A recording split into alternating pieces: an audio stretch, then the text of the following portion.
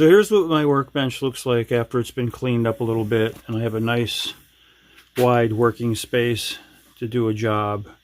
So I'm going to put a vent cover on that vent stack that had the issue with the catkins getting collected up inside. So I'm going to show you what this bench will look like after I do that one simple job. So here's what I came up for, a little cap for this vent pipe.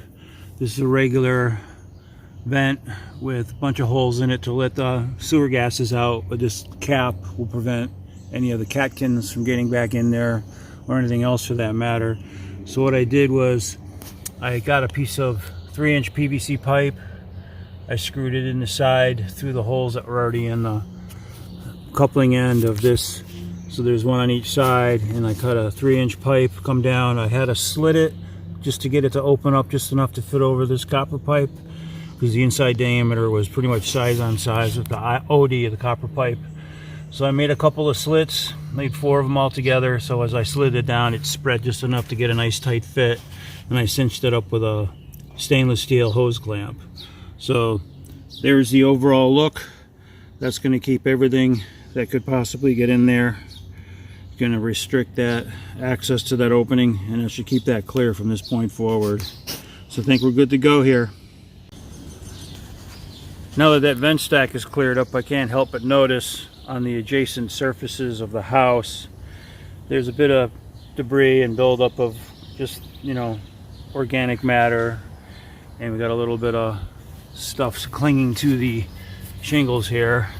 So what I think I would probably think is the best approach is just take a soft brush with a longer handle, just kind of reach up there and gently brush away some of this debris without putting too much pressure on the shingles, and just clean some of this up. You know, now that I'm up here and I see this, it does need a little bit of a cleaning.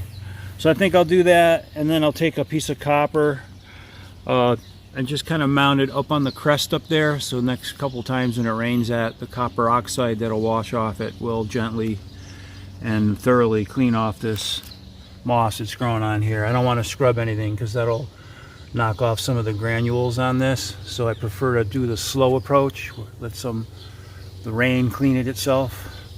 I'm pretty happy the way they came out. This is all stainless hardware and plastic on a copper pipe, so there's not too much is gonna happen here. This gasket looks like it's still pretty good, so we're all right here. This isn't a problem anymore. Here's the tree above it. So we got an oak tree right here. It's all shaded. We get acorns and stuff dropping down, and the ironwood tree is right here. That's the one underneath it. So we get a lot of debris. Before I started the roof vent job, I cleaned this off until it was clear.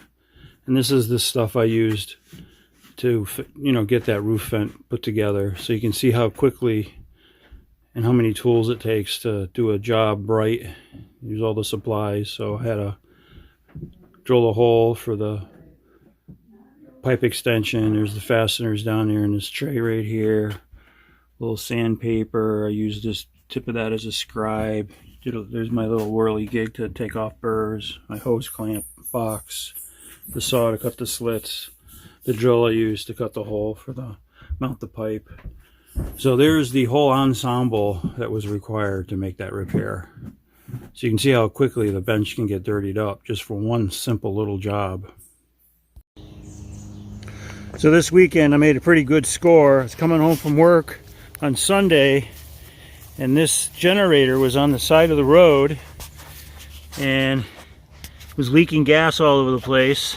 There was a couple of brake rotors and a big huge pipe with it. Everything was piled on top of this, so I just assumed they were ready to get rid of it.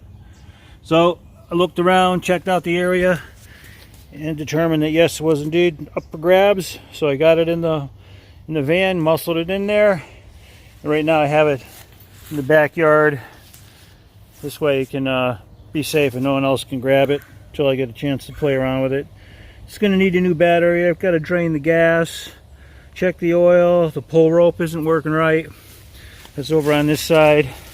It just pulls, it doesn't grab anything, so the ratchet inside of there isn't, the pawl isn't grabbing the flywheel.